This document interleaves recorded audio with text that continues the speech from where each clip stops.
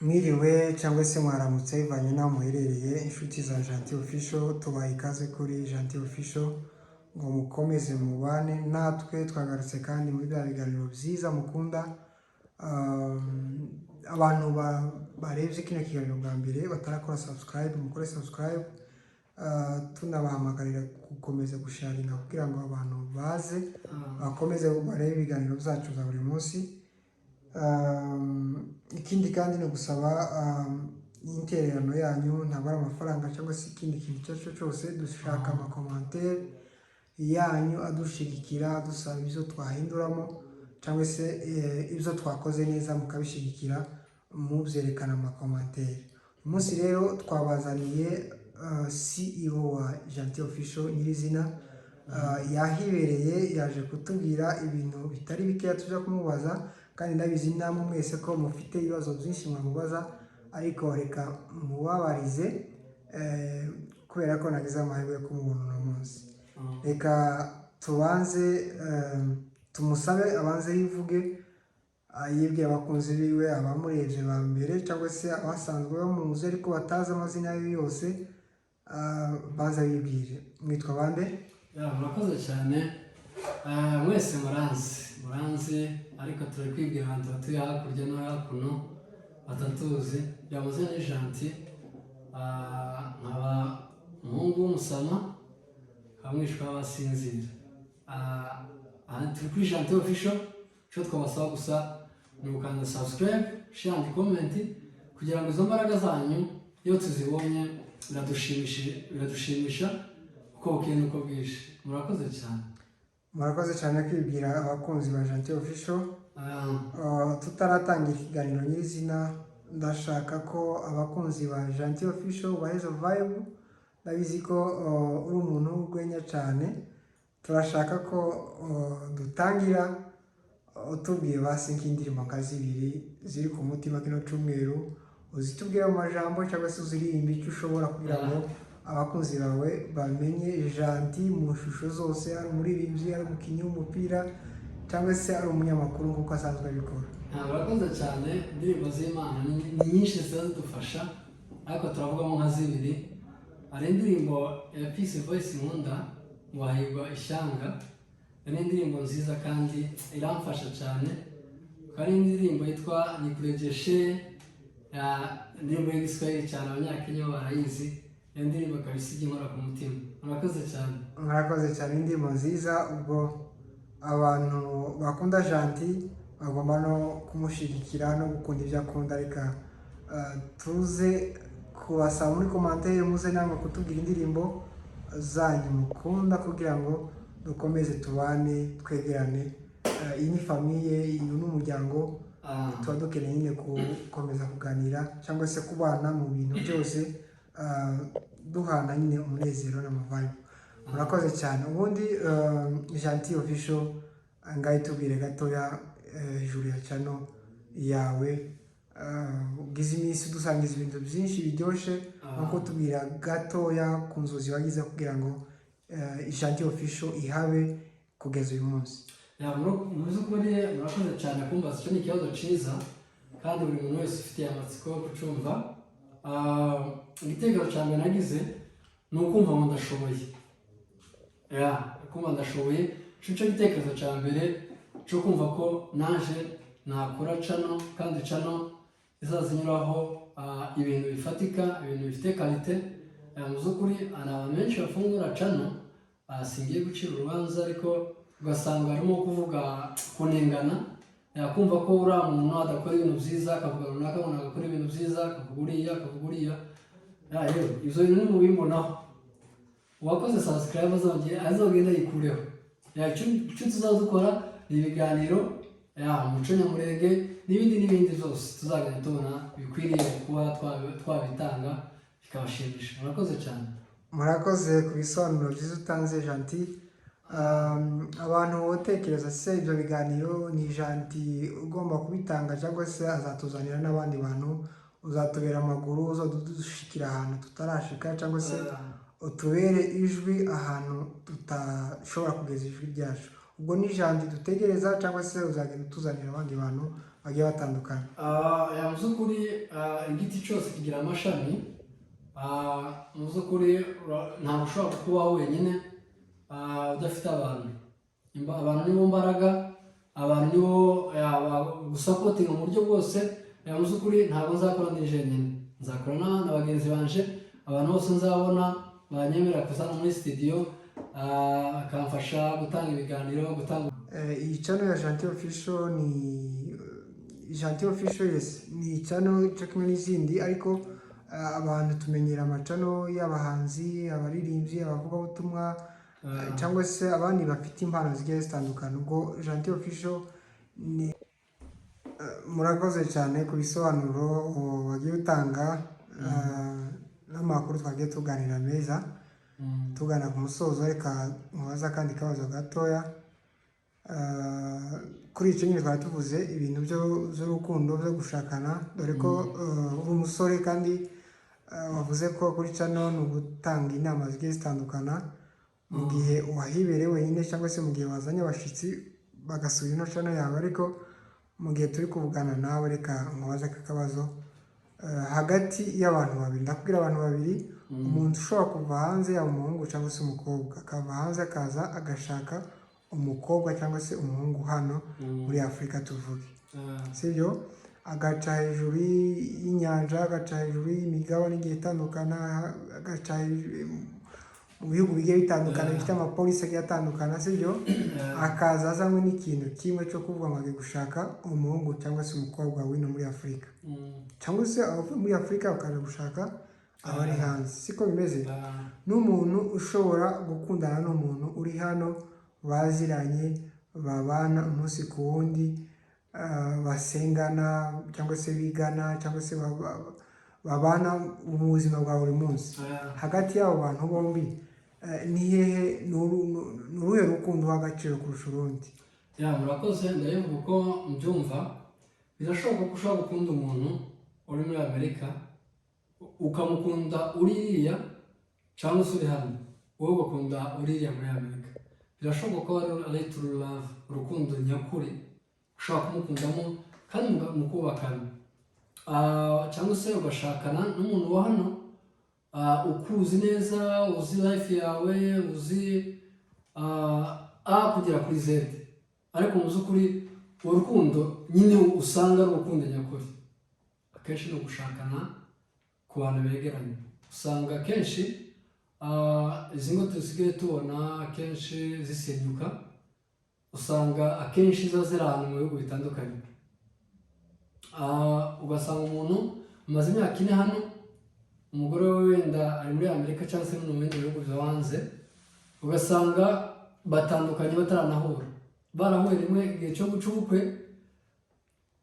none cyo kudekara ntibabonane, mbese bagatandukana uwaba ataramusanga.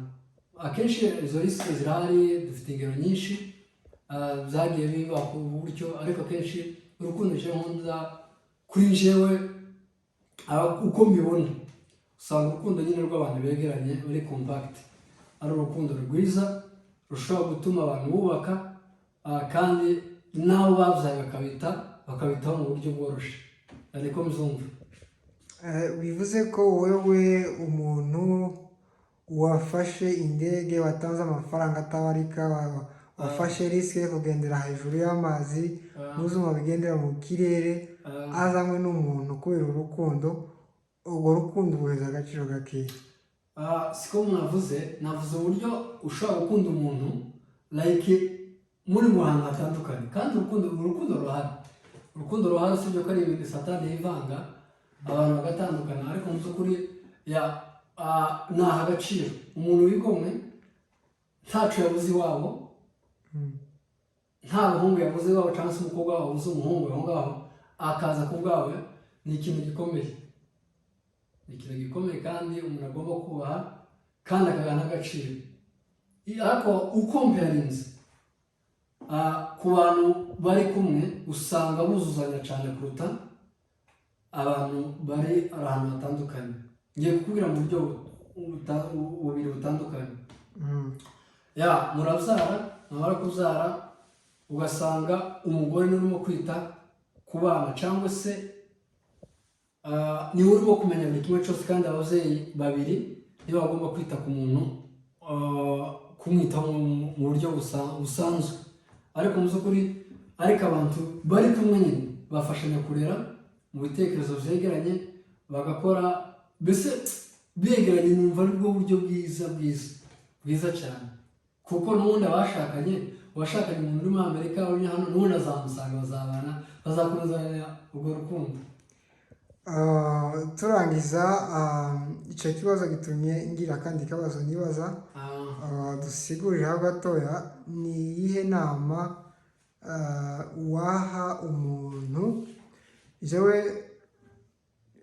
Nubwo njyewe ntibajije cyangwa se utambajije, si ngombwa kandi, ariko je numva urukundo nyarwo ni umuntu wo wafashe ayo marisika angana nk'uko, akava mu bihugu za kure akaza azanywe n'umuntu. Siko kuri Yesu, ariko uko nje mbyumva numva ko ari we muntu uba ufite urukundo nyakuri. Noneho uraja kuduheza inama z'abantu basuzugura icyo kintu umuntu aba yakoze, cyangwa umukobwa cyangwa se umuhungu akaba yomukorera amakosa, agasuzugura amarisike yose. Ndakivuga ndakaye uza kuri umuntu wafashe ize agafata ubutunzi bwiwe, agafata ababyeyi biwe akabazana, aje gukora ubukwe, yaba ari hanze yaba n'ahandi. Buriya no mu Uganda ni hanze, bafashe ababyeyi bawe ukabazana ukabeza mu Rwanda, ukababuza imbaga naho ni hanze. Ni hanze, ntabwo tugiye kubatorera gusa ba Amerika na za Canada n'ahandi, no mu Uganda ni hanze, no mu Burundi ni hanze. Iyo ufashe ababyeyi bawe ukabazana baje mu bukwe, warangiza ugahemukira umuntu w'abandi, wowe mukobwa, wowe muhungu, ugahemukira umukobwa w'abandi. Mu by'ukuri nta bunyangamugayo hariho kabisa. Nk'umukobwa wavuye hanze cyangwa umuhungu wavuye hanze, wamara kubona icyo wabonye ukamuta, cyangwa se ukamubwira si tayipu, ntabwo iyi tayipu yanje, wamaze kubona ibyo washakaga. Mu by'ukuri ntabwo ari ubunyangamugayo bwiza, kandi buri muntu aba akwiye guhitamo amahitamo yiwe, kuko nta repetisiyo ibaho, nta repesaje ibaho mu gushaka, biba rimwe mu buzima bwawe. Murakoze cyane. Murakoze Gentil Official ku kiganiro cyiza waduhaye. Ni ikiganiro cyungura ubwenge, ni inama nziza wagiye utanga, kandi turanasaba njyewe nsabira abantu bose bakurikirana Gentil Official gukomeza muri iyo nzira nziza yo kuduhugura. Mukomeze mukore ibiganiro byinshi bigiye bihugura abantu, ariko kandi tutararangiza wagira akajambo ubwira abakunzi bawe kugira ngo tubasezere. Nta kindi kabisa ni gukora subscribe, share, comment. Mu by'ukuri niba nta kibazo ufite ca mega, ukaba uje kuri YouTube, ukaba uje ku andi social media, mu WhatsApp, yewe nta kibazo ngira n'abakunzi banje, yewe n'abandi bose watanze, mugende mukore subscribe, share, comment, kugira kuzatubona ibyiza tubisangiye. Murakoze cyane. Murakoze. Reka tubasezere natwe, tugerageze kureba kino kiganiro kirimo amajambo menshi, ariko kandi tunategereza ikiganiro cy'ubutaha. Bye bye. Murakoze cyane. Hanyuma Gentil, uri umuhungu ukiri mutoya utarashaka, icyo kintu umutwaro wo ukwiye kugira ngo utekerereze abantu ibyo bintu byiza biryoshye gutyo kandi ukiri umwana mutoya. Mu by'ukuri urakoze cyane. Kuba mutoya kwa mbere si igihagararo cyangwa se ishusho ushobora kurebamo fizikali appearance y'umuntu, ahubwo mentalite y'umuntu, ubwenge bw'umuntu, mbese ikintu mbese muri make je numva cyaba kiri gitoya kuri jewe, ni uko notanga ubutumwa budakwiriye, nibwo bwana. Ariko ikintu gikwiriye mu by'ukuri ubu uri umuntu mukuru. Murakoze cyane. Uvuze akajambo keza cyane. Kuba mutoya no gutanga ikintu kidakwiriye, ariko iyo uri mutoya ku myaka ariko ugatanga ibintu bikwiriye, icyo kintu kirasobanutse cyane kandi cyiza. Nagushimiye cyane. Uwo duheza basi nk'aba role model bawe nka batatu basi bagushimisha, iyo bareba kumva wotanga umwanya wawe wose ubakurikirana, cyangwa se ugapureyinga hafi amavideo yabo nk'atanu, kubera urukundo bakunda. Uduheza nk'abaroro muto bawe nk'abangahe basi kugira ngo abantu bawe bakurebere muri ya shusho, bakurebere ibyo utekereza, ibyo ukunda. mu by'ukuri ndavuga nk'abaroro muto banje nk'abangahe. Muri uwo mudo wanje wa mbere hari umuntu witwa Scott Bishop. Ni umuntu kabisa nkurikirana, ni umuntu wabaye intwari mu bintu runaka, tutakwiriye kuvugana kuri kamera. Yabaye intwari cyane kandi yaramwigiyeho gukunda ikintu runaka. Ubu nawe yabana kabisa kuba yarazamutse akagera ku rwego natwe twishimiye, nawe yishimiye, ni ikintu cyiza. Undi muroro w'umudo wanje nkunda cyane kabisa, Ben na Chance, ni abantu nkunda cyane. Hari ibiganiro bazakora bikadushimisha cyangwa se bikanshimisha ku giti cyanje. Aba ni abantu nkunda cyane. N'umuntu bita Kiriki Missionary. Kiriki ni umuntu w'umugabo yabana kabisa. Kiriki ndaza kugutaginga kino kiganiro ucumbe kabisa. Kiriki ni umuntu w'umugabo kandi w'umunyakuri. Uwo ni umuroro mudo wanje nyine numva ko yabana kabisa ari mu bantu b'imbere cyane. Undi muntu wenda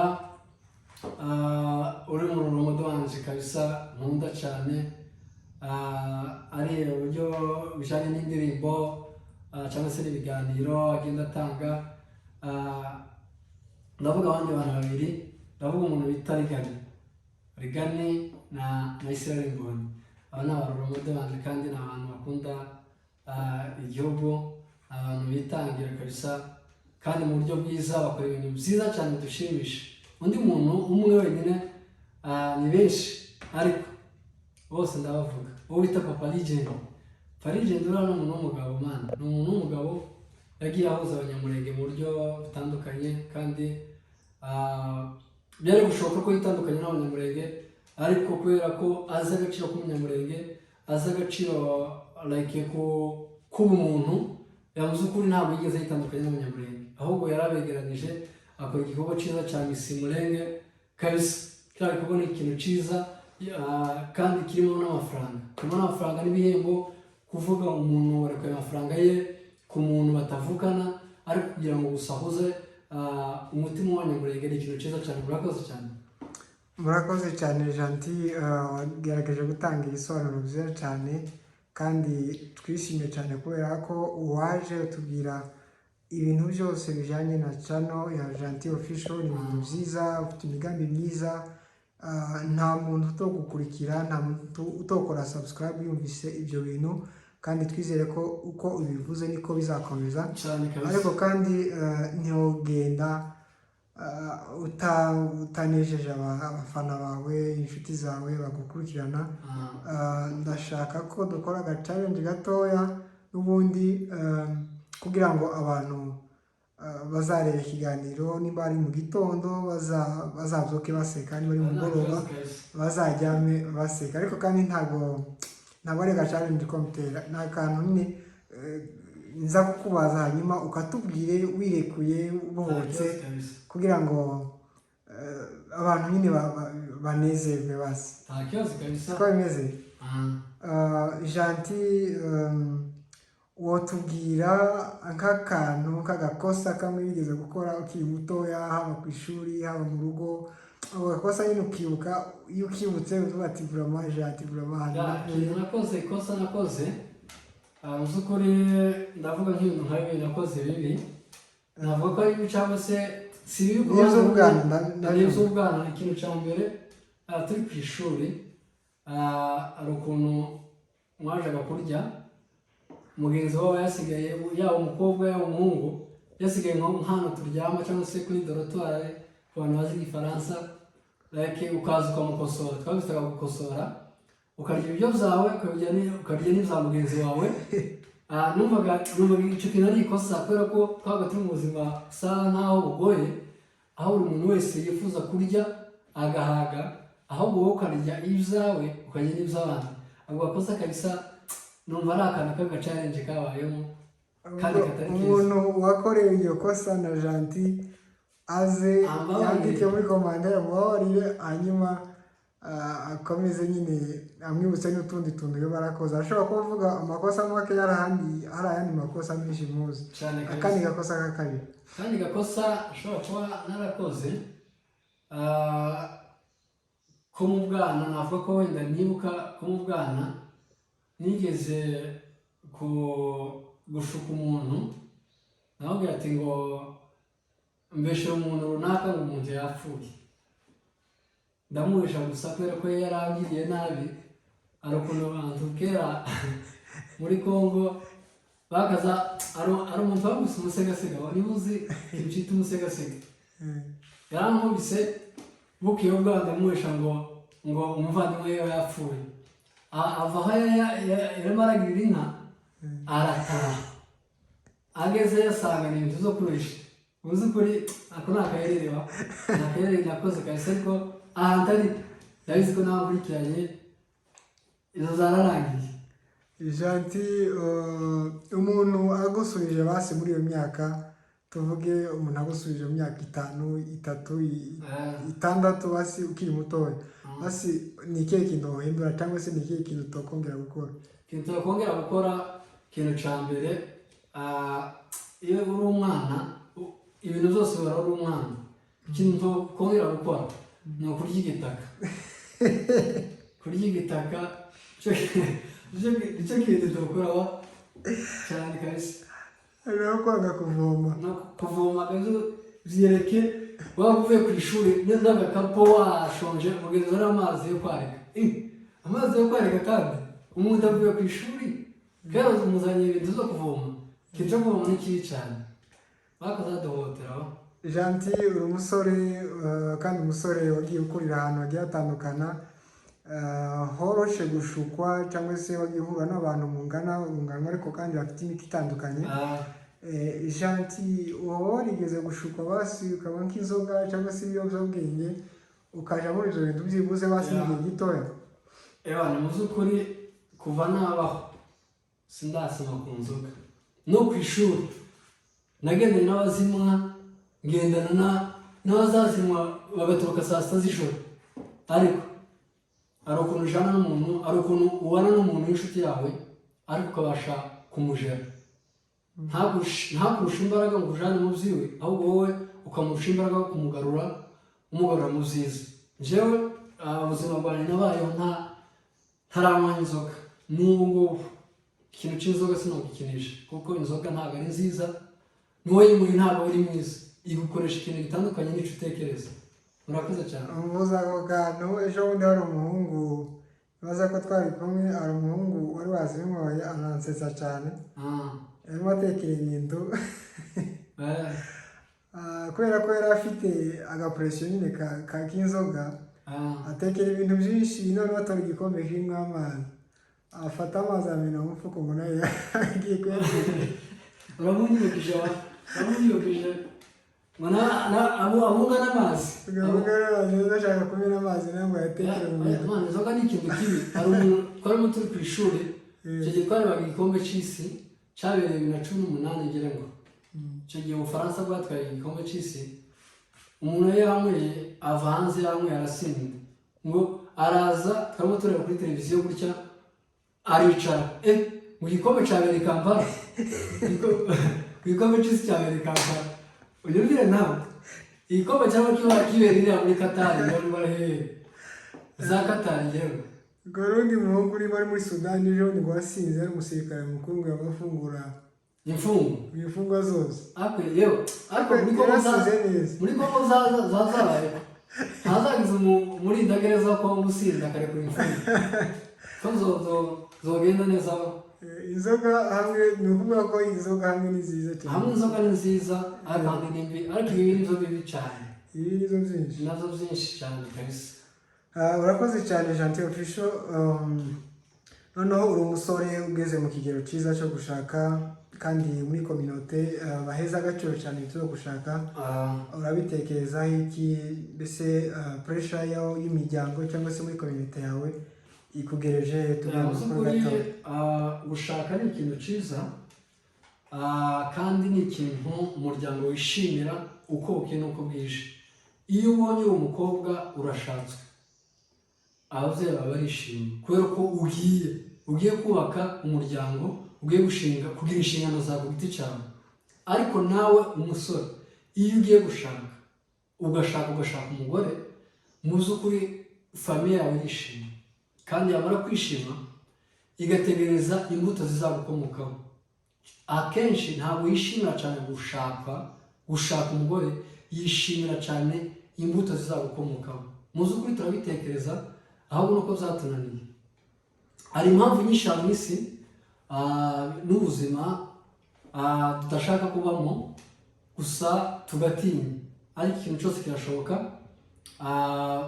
Abazatwemerera ko tuzakorana ubukwe bazatwemerera, kandi niba n'abazaduhakanira bazaduhakanire, ntacyo bitwaye. Buri muntu wiwe agira iwe Imana yandikiye, ukazobana nawe, nta mpamvu yo kwirukanka ku muntu utagushaka.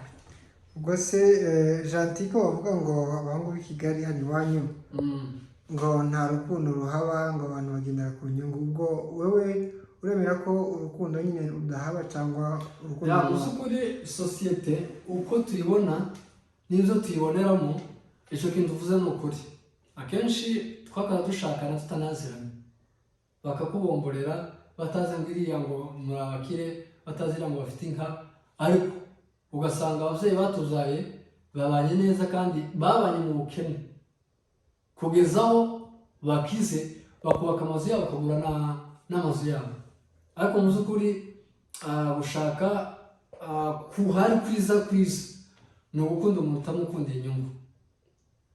Sacrifice zose zishoboka ugakunda umuntu wawe, kuko niwo muzabana iteka ryose. Ntugakunde umuntu ku nyungu, kuko ejo bundi ushaka gushakana nawe afite amafaranga aje agashira, cyangwa se ukamushaka ntayo afite, mugahuza imigisha, amafaranga akaboneka. Ariko mu by'ukuri urukundo rwiza ni ugukunda umuntu udashingiye ku nyungu.